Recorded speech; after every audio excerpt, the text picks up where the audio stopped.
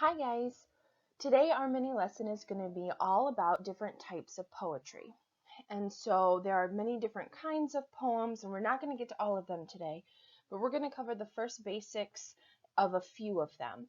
And so in order to successfully do this lesson, you should have your poetry anthology either pulled up in another window in the Word document that you're using, or printed off and in front of you if you're doing the hard copy version of that.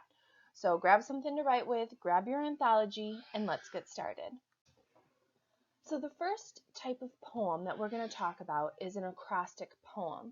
And you guys have probably been doing acrostic poetry all of your school career, right? Like for Father's Day, you probably wrote a poem that had DAD on the side and then used adjectives for those D, A, and D to describe your own dad, right? Do you kind of get what I'm saying?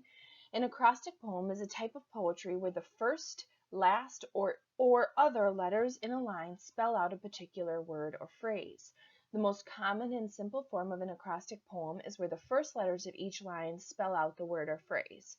So if you notice to the right here, I have an acrostic poem about acrostic poems. You see what I did there? So if you read that, you can see going down the left-hand side of the page, it spells the word acrostic. And then we use the first letter of each, the first letter of the word right here to actually write the poem itself. So an acrostic poem, creativity, an acrostic poem creatively relates the letters of a word and spells a message about the topic in a captivating way. So acrostic poems are very basic, but look at the rules that they still have to follow here. There are still rules to it.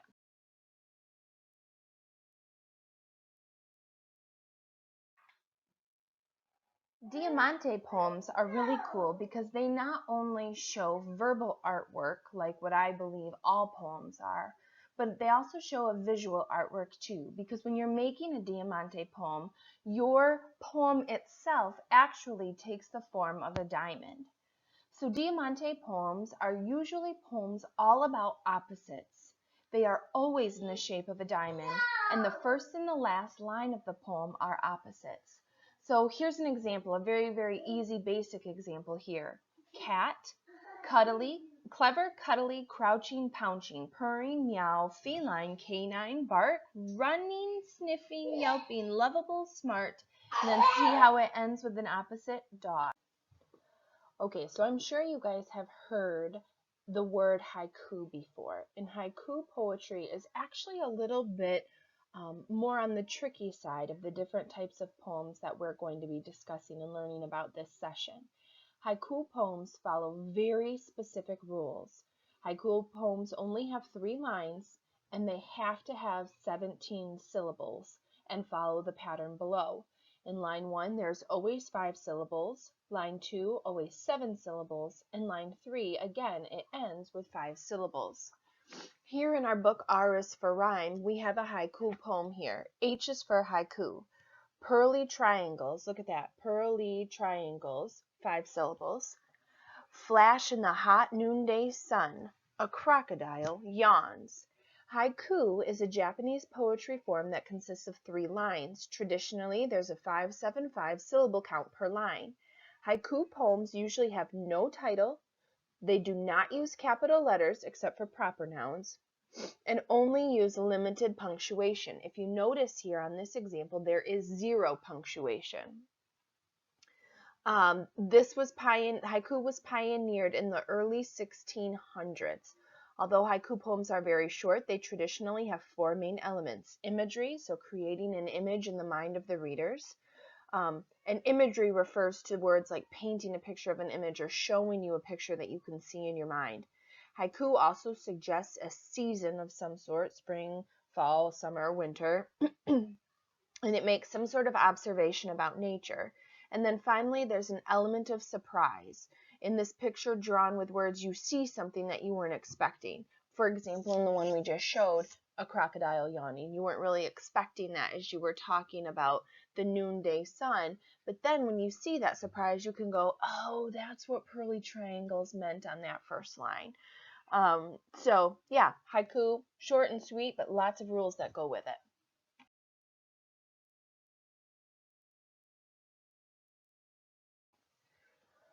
So Cinquain poems are another type of poems that follow some very specific rules. Cinquain poems you've probably done before too, you just maybe didn't know that the name of these particular poems were called Cinquain. You're going to see a lot of similarities between Cinquain poems and haiku poems, but really they're very, very different because they follow a different set of rules. Like haiku poems, this is also based on Japanese poetry styles. And like haiku poems, the rules that they follow are based on syllables, not necessarily line breaks. But other than that, Cinquain poems really take on a form of their own. Cinquain poems have 5 lines, not 3 like haiku poetry, and each line is based on a different syllable count. So you can see here the breakdown. Line 1, 2 syllables. Line 2, 4 syllables. Line 3, 6 syllables. Line 4, 8 syllables. And line 5, we end again with 2 syllables.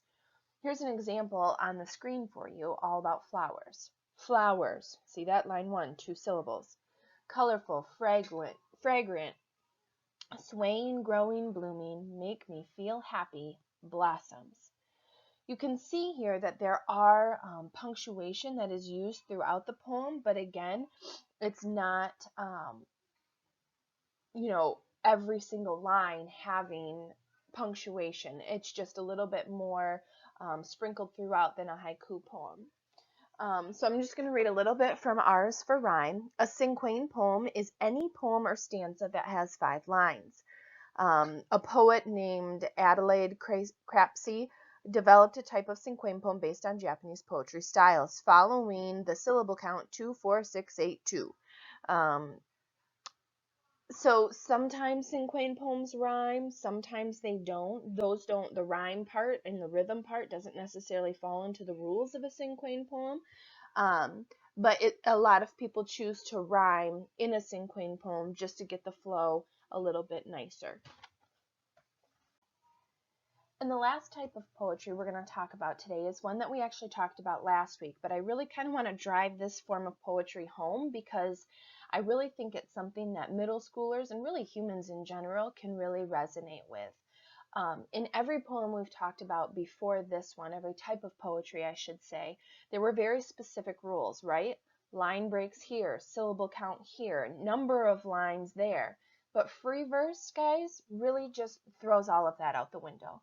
There are no rules for free verse, and I think that's why it's one of my favorites, because whatever you have going on in your mind when you put it on paper, it counts as poetry because it can be classified as a free verse poem. There are 0 rhyming patterns, 0 syllable counts or metric patterns, line arrangements, or it doesn't even have to really have a theme.